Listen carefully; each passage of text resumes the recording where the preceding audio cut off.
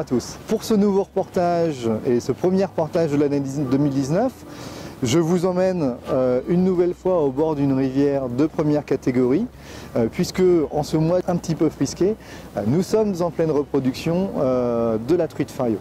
Bonjour Charlotte, donc on est là au bord de la rivière Selle. Est-ce que tu peux nous expliquer un petit peu ce que tu fais comme mission justement en bord de l'eau?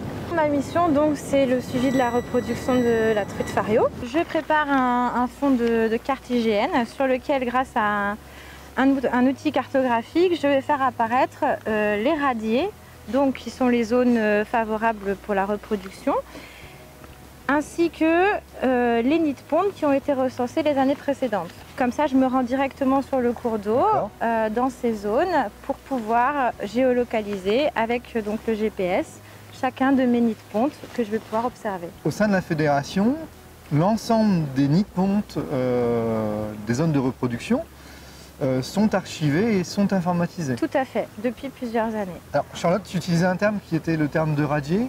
Qu'est-ce que c'est qu'un radier?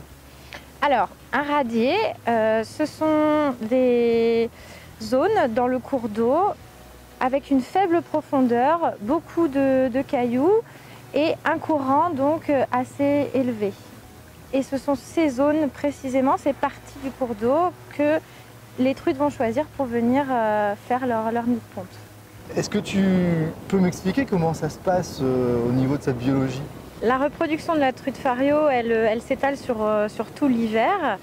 Donc avec la migration des géniteurs qui va être déclenchée par les crues à l'automne.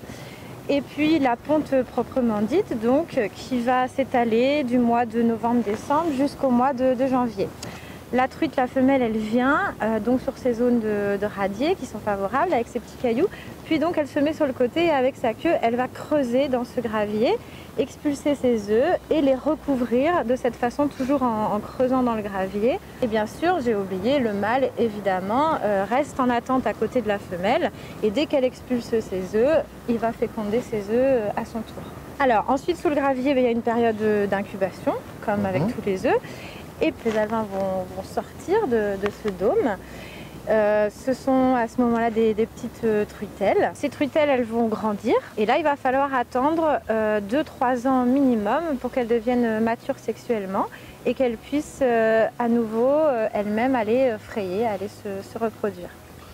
Tu as commencé les relevés. Qu'est-ce qu'il en est de la reproduction? La reproduction sur les petits cours d'eau est plus ou moins nulle. Il semble que les sécheresses estivales aient impacté et perturbé aussi bien le cours d'eau que les populations.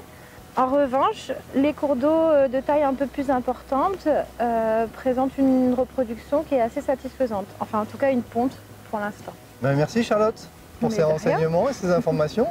Et puis écoute, on te souhaite de bons relevés et puis de l'observation de nombreux nids de ponte au bord de nos cours d'eau. Puisque finalement, quand on voit un nid de ponte, c'est de futurs poissons qu'on va retrouver dans nos rivières et c'est ce qui va faire aussi la richesse de nos cours d'eau.